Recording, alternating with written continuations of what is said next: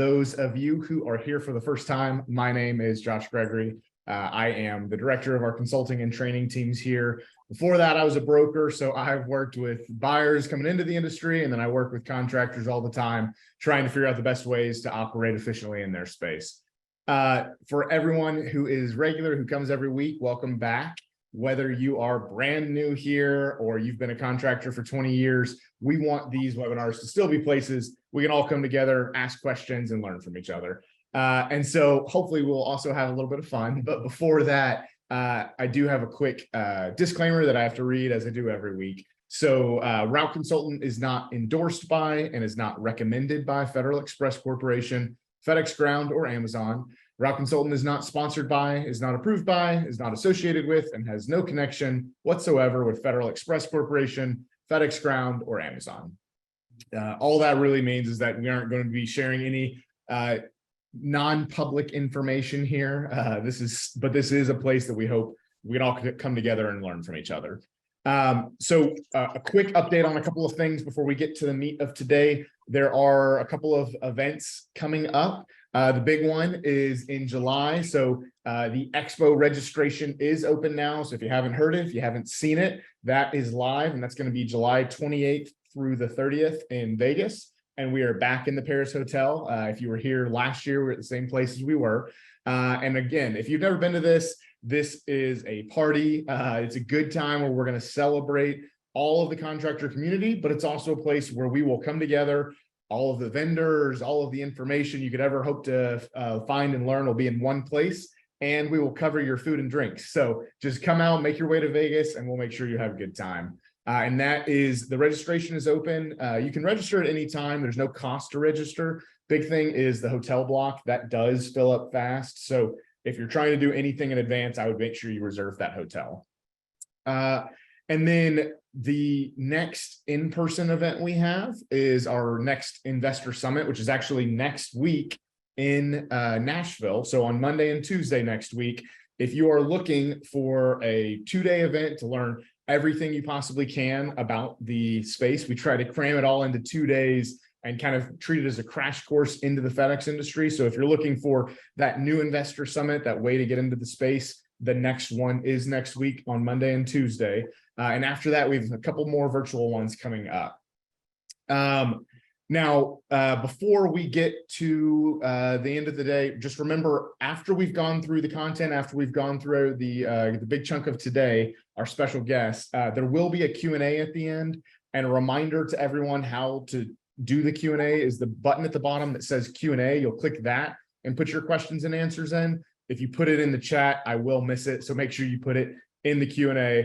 Oh, and it looks like actually the summit next week is sold out. So that's how fast these things happen. I didn't even know it. So our next ones are on the link that we just put in the chat, and there's a few others coming up this month and the following. Now, quick overview of the new listings this week. There is a new P&D listing in Georgia that is 13 routes at $990,000. And that does have a manager. There's 6 spare trucks, and it is one where there are no Sunday operations. So if you're looking for that type of operation, the next one is another one out of Georgia, 14 P&D routes for $650,000. Also has a manager, does have 4 spare trucks. And again, also does not have Sundays. So we're seeing that more and more, and that is a positive thing. Next listing is in Illinois. It's 9 routes at $630,000. This one comes with 3 managers and has some remote management opportunities. That's why those 3 managers are in place. And it's a very low mileage territory. Next one is out of Oklahoma, 10 P&D routes at $625,000. This one does have a manager and 7 spare trucks. And it's a very large CSA with low daily mileage. Next one is out of Colorado, 15 P&D routes at $1.5 million. That one has a manager and 2 spare trucks. Again, very low mileage, high value fleet, and it might be eligible for SBA as well. So those are all the P&D listings. We do have one on the line haul side as well. This one's out of Georgia, and it is 2 line haul runs at $580,000. It's 2 dedicated solos, does have a spare as well. So if any of these listings are ones you're interested in, reach out to the team. We can get you more information. So those are the new listings that have come out this week. So I will go ahead and get to the exciting part today. So we do have a special guest today. So Dean here, who will join in just a second, so the reason we brought him on today, Dean is actually currently the managing partner for Crossroads Parcel Consultants, where he is responsible for managing consulting initiatives in the US. And previously he served with UPS and FedEx for over 37 years across multiple different positions. And so he has a ton of experience here with a really unique and in-depth perspective on the industry. So we have really enjoyed reading and seeing his insights over the past couple of years. And so we thought you all would benefit as well. So we have brought Dean on to the webinar today. So, hey, Dean. How's it going, Josh? I'm going well. It's great to see you. Great to have you. I'm glad to be here, and hello to all the folks out there. Perfect. So I think probably the easiest way, I mentioned briefly that you have, over 40 years of experience. So just take a second here if you want to give everybody a little bit of background on what all you did with FedEx and the parcel industry. Okay, Josh, you're making me feel a little bit old, but I will proceed anyways. Okay, and I'll be brief. I started at UPS at 18. I was a freshman at Buffalo State College, and I worked from 4 o'clock in the morning to about 8:30. And I was involved in, now mind you, this is crazy, but it wasn't as big as it is now. Yeah. I was in charge of damage control, over goods, and I processed international documents on the cross-border business with Canada. So they had me doing all these different jobs, which was probably fairly efficient. I would also have to, our building was separate from the hub, and I'd have to go, and I was non-union, and I'd have to walk over and pick up our package cart filled with packages, and it was a little difficult sometimes because I wasn't supposed to be doing that. Yeah. But I learned a lot. I learned a lot at UPS. I don't regret that at all. And but the fact is, I'd go to school and find the library and go to sleep because starting at 4 o'clock in the morning was killing me. So I left, and then a few weeks later, I applied for at Federal Express. And I'm glad I did that and worked a lot of different jobs. First worked on the ramp, and the ramp is where the aircraft is, loaded and unloaded little Falcon jets, and then bigger 727s. And that was a lot of fun. And then got on the road for about a year and a half as a driver. So I can relate a little bit to what your folks are going through right now. We didn't have all the packages and stops that your folks deliver right now. And that was a great experience. And then took a job in retail sales and retail marketing, then network development, opened a bunch of stores for FedEx, retail stores, and then did a lot of different things for FedEx. My most recent jobs there were in sales for both field sales and corporate sales. And then I was able to retire 7 years ago. I was 57 years old, and I went to work for someone that was a customer, and I learned the consulting business, which isn't hard at all. And I broke away, and now I have my own company, and I'm loving life right now. And I will tell you this, FedEx Ground is keeping me very busy because everybody is talking about FedEx Ground right now. Oh, I believe it. Yeah. So tell us a little bit. So now that you're on this side of things as a consultant for the industry, what types of businesses and people are you working with right now? And what all are you kind of doing right now with your current business? If any of your folks follow me, I publish a lot and I post a lot. And it's fortunate because I have a lot of insight into the industry just because of working for the two carriers and all the jobs I had.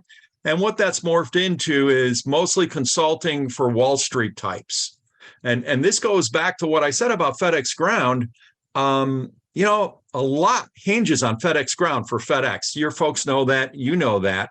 I think ultimately it's positive for your folks because FedEx really needs you right now, given what's going on with the company.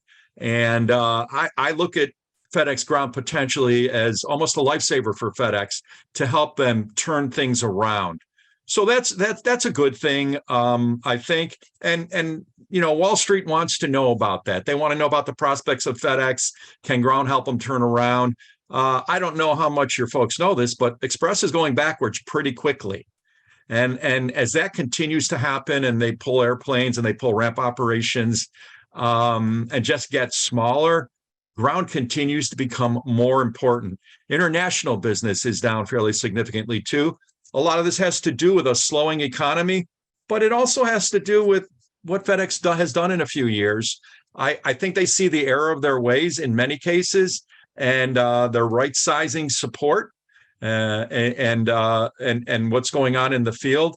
And so I think it's a good thing. And then I speak to a small number of contractors who call me up or go back and forth in email. They'll ask me about FedEx and what's going on. I enjoy that very much. And then the other thing we do is we do spend management for shippers. So we go in there and help them negotiate their contracts with FedEx. And just like FedEx is tough with you guys, they're brutal with the shippers right now. And it's all about leverage and driving up revenue per package.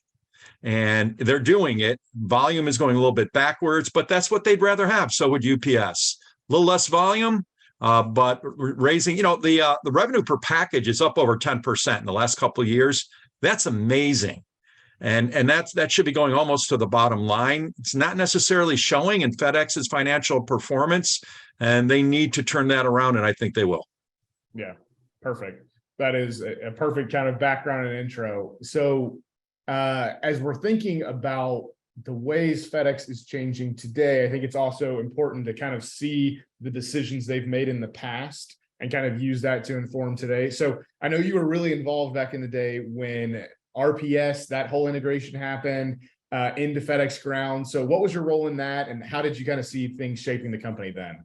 So I was a network development guy for a number of years, and helped FedEx choose locations for their retail stores, which was a huge program back in the day.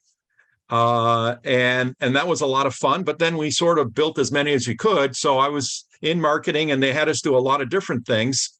I'm not going to go into that, but then they turned around and bought RPS. And they didn't know exactly what to do, I think, those first couple months. We had some meetings where we brought the people together in auditoriums at hotels, and it went horribly. And no, it really did. And what I realized, and management did too, is they were so radically different that it was a little bit scary. And FedEx Express was arrogant, and they just thought that they were better than those ground guys. And I can remember ISPs, contractors, and ground managers coming up to me, and they said, you know what, we're going to be bigger and better than Express someday. And those of us on the Express side, what are you doing? That's never going to happen. And it is happening. So they were right. And there's an argument to be made when FedEx bought RPS. There's an argument to be made that they might have gone out of business. They needed a ground service. They tried to develop their own ground service, which was called Express Saver, and have ground-like crossing through their express network. It didn't work. I mean, because they didn't have the buildings, they didn't have the kinds of trucks. I mean, it didn't work at all. So they had to buy RPS. Yeah, it was non-union. Do I think that had a little bit to do with it? Maybe, but also what I think was important is that they could get into the ground business overnight. So after they bought it, they let it run for about a year on its own, and then they decided they had to merge RPS they had to bring RPS under the fold of the FedEx brand, and that was going to be a big deal. Also, we decided to introduce FedEx Ground, and start the brand change from RPS. We decided to do that with our resellers or the mailboxes, etc. types, pack and mail, thing like that. So that was a nice controlled group. And we managed those people from a FedEx standpoint. And we knew we had a small group of people like myself that could go in and manage the implementation.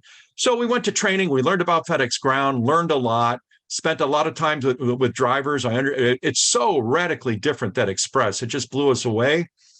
And that was a lot of fun, although it was really, really hard And one example I'll give you, and your folks are going to relate to that. Here we are setting up pack and ship stores that want an early pickup, and they got 3 packages a day. I mean, a late pickup, and they got 3 packages a day. And, we went to war with the contractors, and because we didn't get it. We didn't know that to make money, they had to make a small number of those pickup stops and pick up a lot of packages at one stop. And so there was a lot of head bumping going on those first few years. And I think FedEx, FedEx didn't anticipate that it would be that difficult to merge the two companies. And they did it. And then we set up FedEx Home Delivery, a subset. And you've got contractors out there that were probably involved in that. And that was splitting up the company again. And I think they really did that because they didn't want to upset the contractor network that was used to, picking up a lot of packages and then delivering a lot of packages in a dense area like a plaza or a mall. And they thought that FedEx Ground, Fred Smith, the founder of FedEx, he had a vision and he knew that e-commerce was going to be huge. And that was the whole idea. I'm not going to go into the history of home delivery. We know it's gone. But the fact is, it didn't make sense. Someone who had a home office, they could get 3 deliveries from 3 different FedEx trucks in the course of the day. Just didn't make sense. And so they put home delivery obviously into Ground. And we were involved a little bit in that. And it was just a fascinating experience. And it gave me some great insight into understanding the nuances and differences of FedEx Ground. And then I went into a sales position, and I think I was very successful in selling ground business, while a lot of reps still weren't selling a lot of ground. And I think that experience helped me. And then also something I did is, I went on the belts. I went out and visited the contractors at their pickup stops where they picking up 150 packages. And that really helped me to get insight. And what I also found is that's important. Those contractors wanted to see FedEx salespeople on the job, on site, so they could talk to them. And obviously you would get leads and things like that. It didn't happen in most cases. But again, it allowed me to get a lot of insight into what the driver was up against. And I realized how hard they worked. Yeah. And I think that's a really interesting point too. So, you're doing some of these conversations now with investors, but at the time when you were talking to people and differentiating FedEx Ground versus others, like how were you selling FedEx Ground? Because I think it's also important to hear how you might position them now too, thinking about how you would differentiate FedEx Ground from others, because that's a perspective on the larger investor community that not everybody always gets to hear, how FedEx Ground was positioned versus others and how they might be now as well. You're going to laugh. They had an incredible sales team, and the sales team was large. They were the small guys on the block. They, maybe back then, maybe the transit times weren't as good. They weren't UPS, but they went in and they were slick and they were smooth. And I wasn't there I wasn't at sales right at the beginning there. But they knew how to sell. And the express salespeople, they never had to sell because they were already in a company that was perceived as the best in the industry. So here we had one half of our sales team who was from FedEx Express really having to sell and being arrogant. And then you had the FedEx Ground people salespeople who are hungry. Something else they did, and this is funny, they threw around a lot of money. They bought a lot of dinners. They took customers to sales event to sporting events.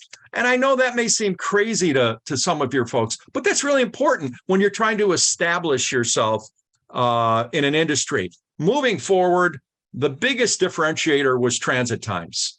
In the market where I was, we were faster by UPS by one day, 30%, 35% of the time.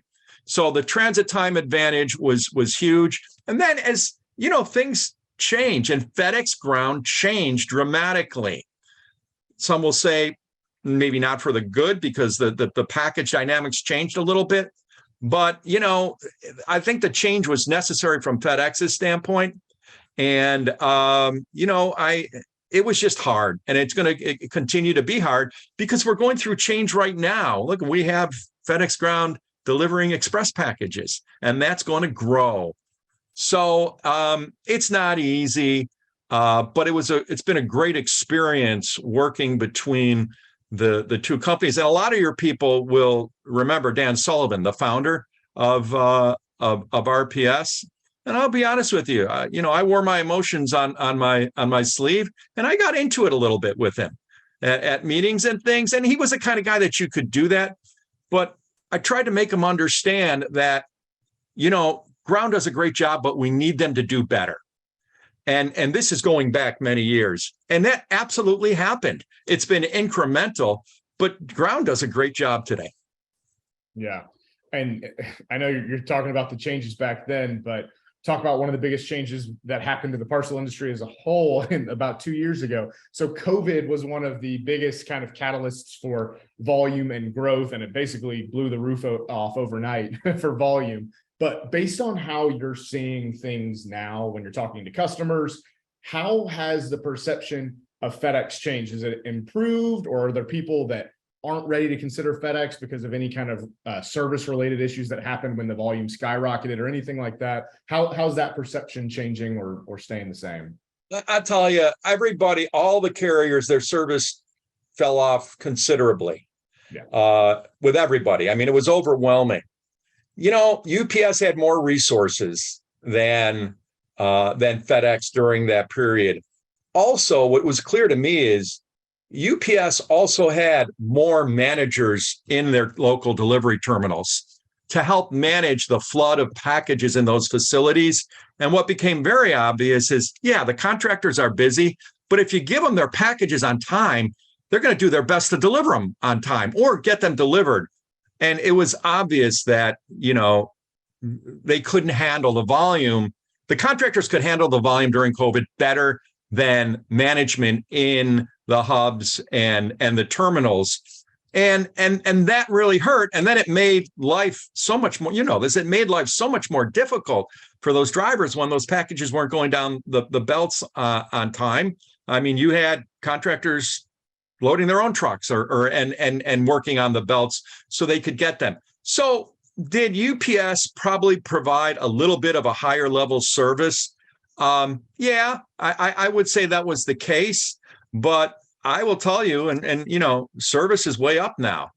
And I'm not seeing any long-lasting effects by customers saying, I'm not going to use FedEx Ground because of what happened in COVID, because they understood that all industry was pressed. So that's behind us.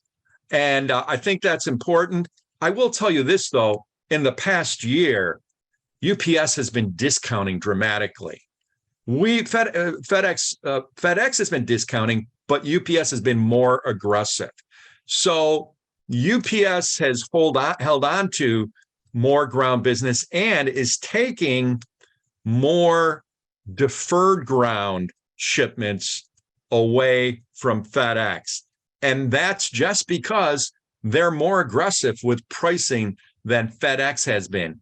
However, recently we're seeing FedEx get more aggressive, and I think your drivers are probably seeing that. And it had to happen. They had to be more competitive, and they had to on rates, and they've done that. FedEx has always been about, we want to be the highest price carrier in town, and we want the customers to like that, because the perception is, hey, if it's expensive, it must be a great service. Well, whether it was or wasn't recently, FedEx just didn't give in when they should have now and been more competitive. That hurt them in the last year, and they're turning that around, and they're much more aggressive now in offering competitive pricing. Yeah, I would agree. I think that's a very strong positive to finally see that start to kind of catch up. Yeah. Now, I know one of the most common challenges that everybody still mentions, and not just FedEx, across all the different carriers, is hiring. So have you seen any kind of stronger or more negative impact to FedEx on the hiring side, or has it been harder for them to attract? I mean, I'm just going to be very honest with you right now. And it's harder for ground because UPS pays their people more. Yeah. And so your guys are really up against it. And I think they'd love to pay their guys $25 an hour, $30 an hour. And the fact is, your guys also got to make a living. So it's difficult. And I applaud your folks for doing that. I'll tell you what, I see a number of just great drivers in FedEx ground uniforms. And sometimes I'm amazed that how are these contractors getting this quality of person when they're not paying them as much as UPS? I don't want to dwell on that, but it's a problem and it's real. And so I'm impressed with your ISPs and how they can get quality people for the most part and not be totally competitive on wages. Now, the economy is slowing down. Hiring has gotten better. Okay. But from what I'm seeing, it's still a challenge, and it's always going to be a challenge. And I think one of the reasons is it's damn hard work. And we're going through a metamorphosis here in America where people don't want to work hard in many cases. So I think that's driving that's a negative driver for your ISPs, because it's harder to find people that want to work. Express, people won't think that Express isn't having those problems. It's as bad at Express, where they just can't hold on to people, or if they hire people, they just don't come to work. You hear that all the time. And I know that that's a huge problem for your drivers, because if they don't come to work once a week or twice a week, but you can't find a replacement driver, you can't actually fire them, can you? So hiring is still difficult. It's better than it was, my perception is, under COVID, but it's a challenge. And I think it's going to be a challenge for moving forward for a long time. Yeah. Yeah. So we've talked a lot about the different challenges. One of the challenges, obviously, that FedEx is experiencing is at the, kind of the public financial stage. And they're going through a big reorganization to help address that. So what do you see as kind of the importance of FedEx Ground in that long-term success of FedEx as they're thinking about their reorganization there? Okay, I'm not blowing smoke because your guys are on this call, okay? It's critical to FedEx's long-term success, because that long-term success right now is based on reducing operating costs. So they can go out there and offer more competitive rates, primarily on the ground side. And you've seen it. A month ago, they went in and they fired 1,200 directors and vice presidents with no notice and walked them out the door. I have never seen FedEx so serious about driving down cost. And much of that has to do with making ground more competitive on that part of the business. It's not something that you necessarily want to hear, but I think FedEx does want to be the lowest cost ground service provider on the street. That's a fully integrated carrier. And that's not a bad strategy. And the advantage we have with FedEx Ground, obviously, is they have significantly lower operating costs via the contractor model. So I think FedEx Ground is so important. Also, the migration of express packages to ground. They've been doing it for like 3 years now. It got off to a real slow start. That's picking up. And I think FedEx today wants to move as many packages as possible to ground as quickly as they can. And I think on the express side, they're a little bit concerned about service, because your service standards didn't have to be express standards. It was a different business. I think this has to do with the pressure they're putting on your ISPs with this new ratings program, gold, silver, and platinum. And FedEx does that to everybody at FedEx. I mean, it's not an easy place to work, but what they want to try and do, and it's a tall task, is bring up service if they can. And once they do that, then they can move more express packages to ground. I believe they're going to pay your drivers more to deliver express package. An express package, the average yield for an express package is over $20, and the yield for a ground package is $10. So 10 or $11. So they're going to have to share the wealth. I think as FedEx moves more express packages to ground, I think the contractor networks and the individual ISPs are going to and even the drivers, because they might be able to pay them more money. I think they're going to benefit from that. And if FedEx could, and I really do believe this, if they could get out of the express pickup and delivery business completely and hand it over to ground, they do it.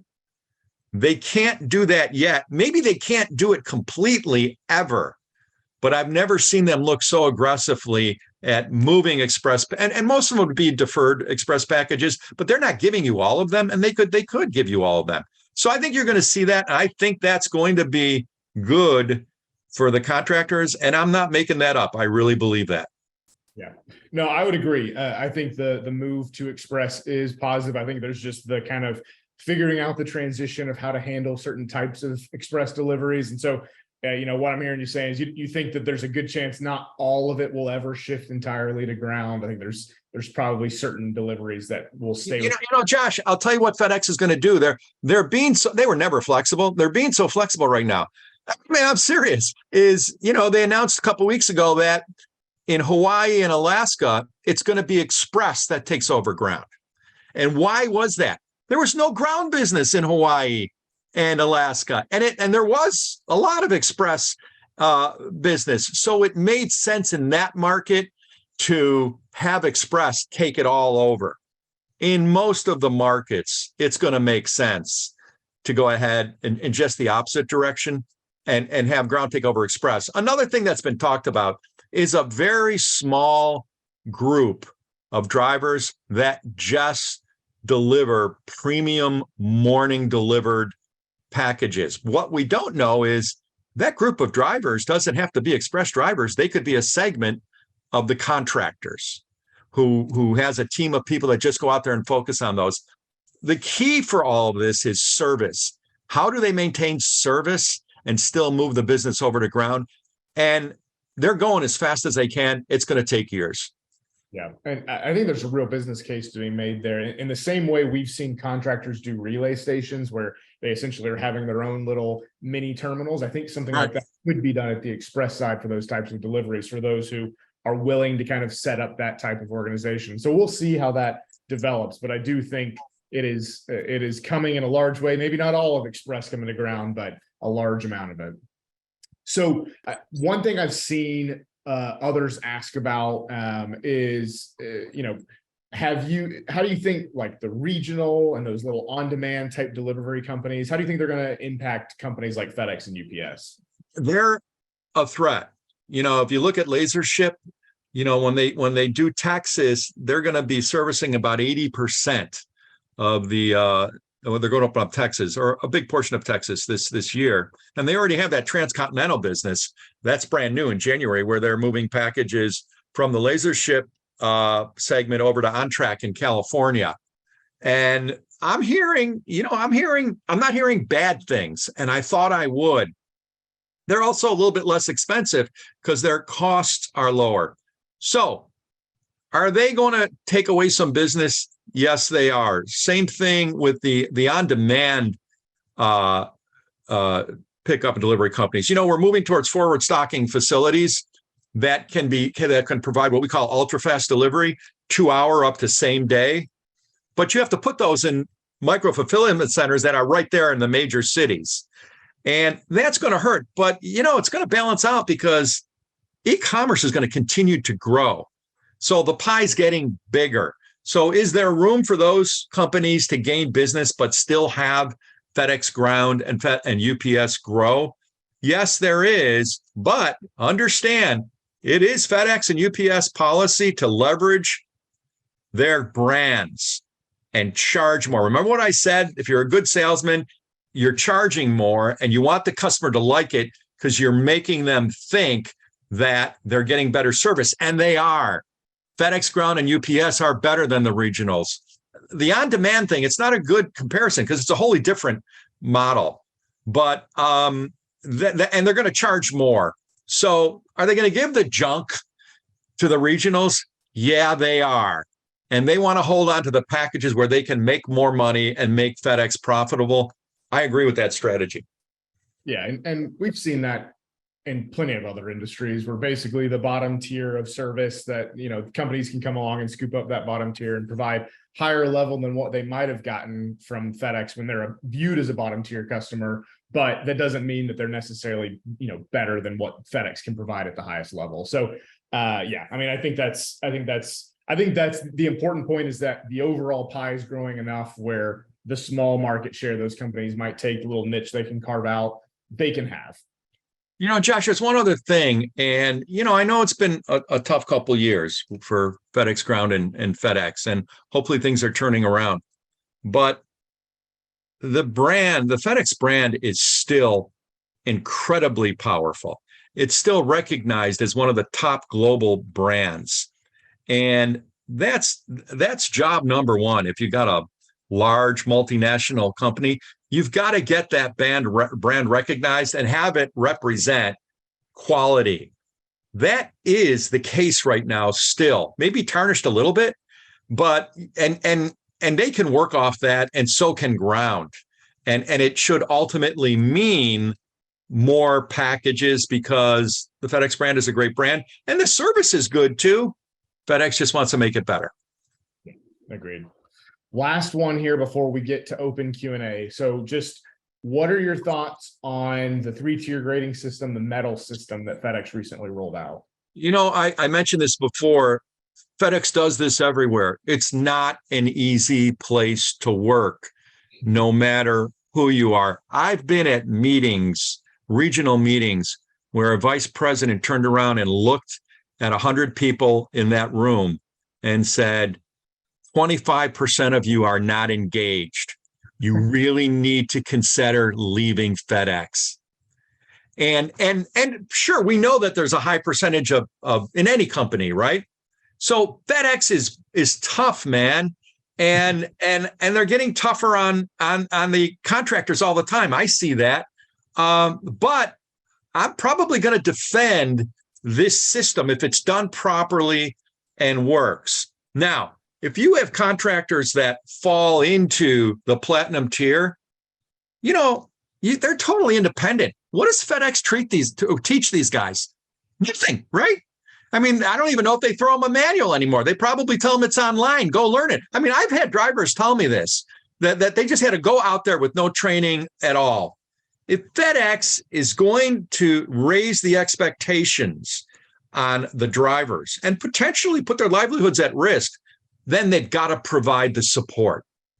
And if they don't provide the support to bring up those drivers that aren't performing well, look, I'm guessing that FedEx is hiring more ISPs with no trucking background or limited trucking background. Well, you just can't throw these guys out there without any training. And that's what I continuously hear, is there is no training. So if FedEx wants to get tougher on assessing performance, then help these folks out and teach them.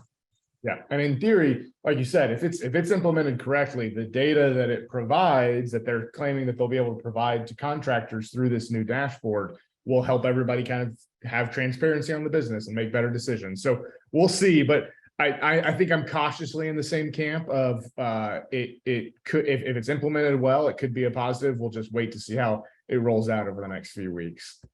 FedEx just needs to be a little less heavy-handed with the contractors. No, I'm serious. I mean, and I'm just going to shut up after this, but I agree. It's a partnership. And they need those guys, and they need to do a better job letting them know that they do appreciate them and they want to help them. With regards to how much they pay your guys, I'm not going to comment on that because that's not the part of the game that I'm in, and I know that matters. Perfect. All right. Well, we will get to some open Q&A now. I've seen a few come in already. So I'll start with one here from David. So we've talked about this before, but thinking about over your history with FedEx, how would you characterize the current relationship between FedEx and contractors versus what you might have seen, 2, 5, 10 years ago? Yeah, it's just degraded considerably. I don't know how many, long-term contractors are watching this today, but look at, they made a lot more money in 2000. Their dynamics for making money. They picked up a lot of packages at that small number of stops, and then they delivered a lot to the plazas and malls or whatever. And that's changed dramatically.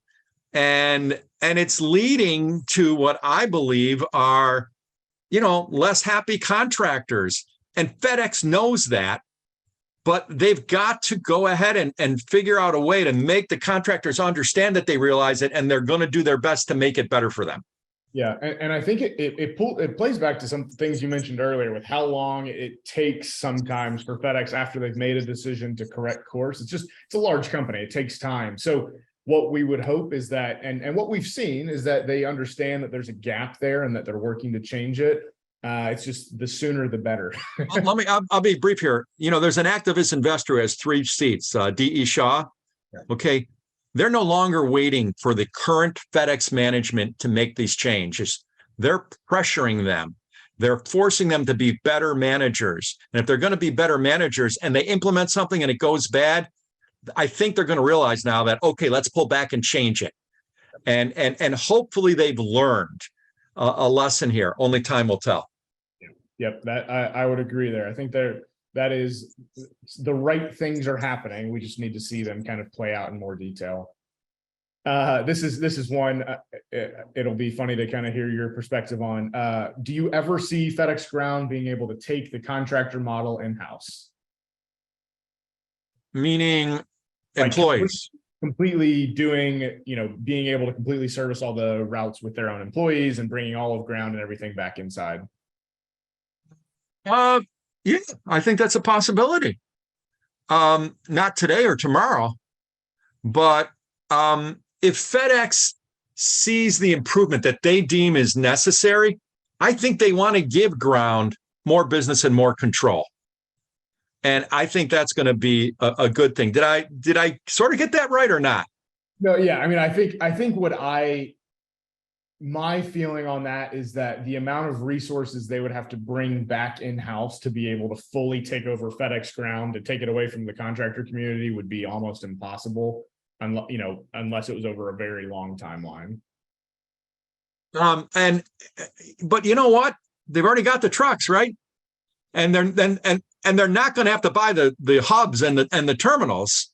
So and you're already paying for uniforms, right? Now you'll have to hire managers and things like that. I do not think it's impossible. And you mentioned those satellite stations. Are they not sort of taking it back in-house at those satellite stations? Contractors are doing it themselves at that point. Yeah. What I'm saying is I don't see how FedEx would be able to do it themselves, essentially take it like where there's no contractors at all, because right now the relay stations are done completely by contractors. Yeah. No, I don't think. Okay. Now I get it.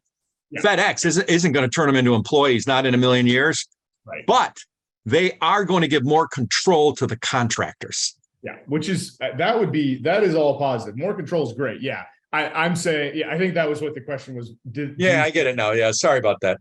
You're fine. Yeah. Another interesting one. So one of the ways FedEx kind of differentiates is the irregular or oversized packages that they bring into the network.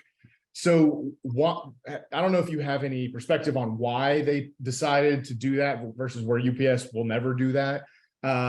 Or if that's an ongoing strategy, how you think that'll continue to be. So are you saying to actually actively go out there and pursue those ugly packages more than UPS is? Yes, UPS doesn't even allow that into their normal network. It's versus how FedEx will basically have Ground take any size package. Yeah. Well, they invested a ton of money in their hubs in dedicating separate sort areas to more efficiently move those large and bulky boxes and not damage them or get clogged up in the belts. So they've got a major investment in that package. Also, and this is the bottom line, the oversized service charge, and oversized starts at 135 inches length and girth combined, with the maximum being 165. You guys know that. The surcharge is $100. Okay, now discounts are out there, and dim weight applies. I mean, they're huge money makers. Are they an absolute pain in the butt for your guys to deliver? Yeah, I don't know how much more, if they are paying your guys to make those deliveries and pickups. They need to be paying them more, because I get it that they're harder to handle, but make no mistake about it, FedEx is making tons of money on those large packages now, and that's why they're going after them. Yeah, I would agree. Okay. And then we'll see kind of, how broad or how far you want to take this, but what's kind of your bull case for the future of FedEx, with all the dynamics affecting the last mile business in general, getting more crowded and competitive? Like, how would you kind of describe a bull case for the future of FedEx? Management has to be better. From a strategic standpoint and executing, UPS has been doing a much better job. And I think your guys see that on the street every day. And that's got to be forced. And FedEx knows it, especially with this new activist investor group.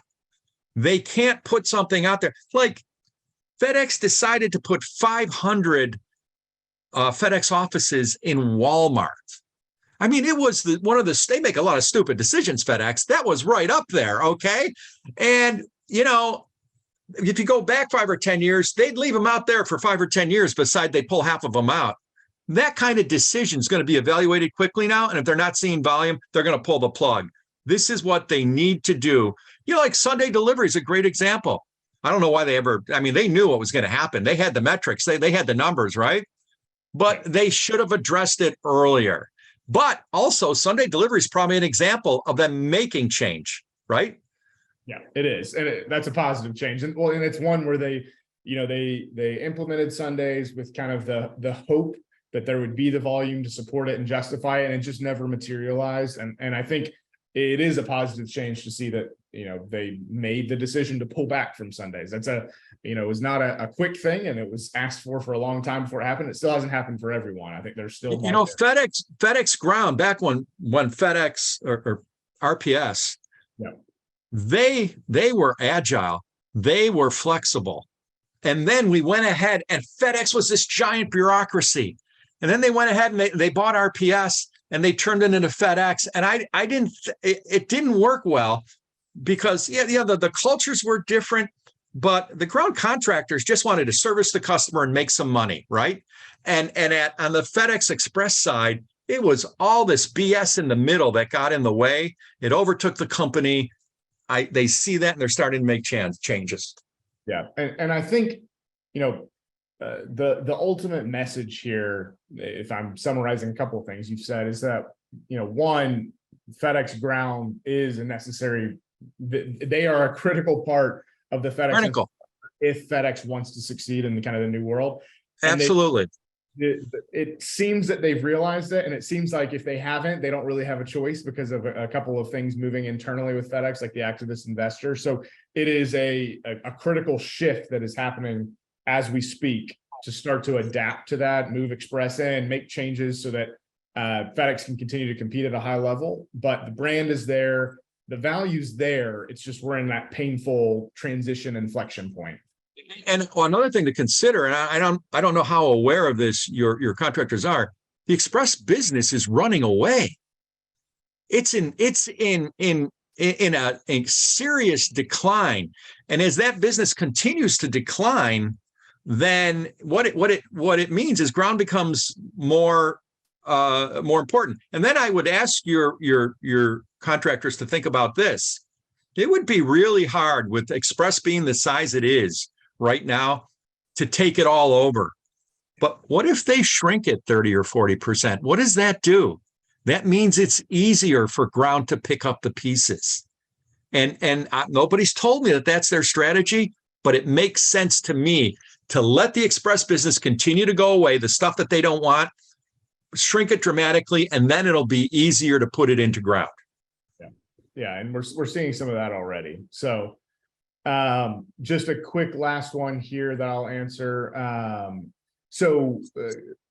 This is just a quick one for you, Kevin, asking about a general spare ratio when we're looking at businesses. So ideally for P&D, if you can have 20% of your fleet as spares, that's great. At least, hopefully you at least have one. And the real thing to look at is for your fleet, if you can have a spare for each type of vehicle, that's ideal. Other than straight trucks, you're usually not going to have spares of those. They're just too expensive to have a spare for. So if you have more questions about that listing that you asked about, though, reach out to our team. I think this is a question that a last one here for you to think about, Dean. You were in sales, you're not in sales anymore. What do you think the successes or struggles are of the sales team now and continuing to bring additional business into FedEx? Okay, so I've been out of it for 7 years, but I don't think it's changed that much. And one of the complaints that when we were having a sales meeting, it would always come up, and the ground drivers would say, I never see a salesman on the belt. We used to do belt walks. That's gone. I mean, that's really gone away. And they need to get back. They moved all the salespeople out of the terminals. In Buffalo, our FedEx ground terminal, 6 salespeople worked out of it. You're there. And that was a huge mistake.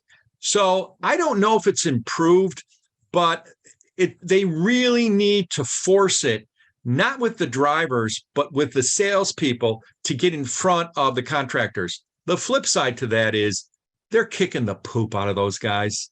And if they go and they have to do a belt walk that's mandated twice a week, remember there's express and ground, that's 1 or 2 hours a day that they're not making their calls, and they have to make 8 calls a day or 7 calls a day. So I get it that it's hard. I think a lot of it's been automated, and that's okay. That's a good thing. The lead process, but they have to figure out a way to get the salespeople in front of the drivers more on both the ground and express side. Yeah, and I think it's the same thing we've talked about before, where in general, FedEx pulled back some from actually getting feedback and talking with the contractors and getting that frontline feedback. In the same way, sales wasn't there either.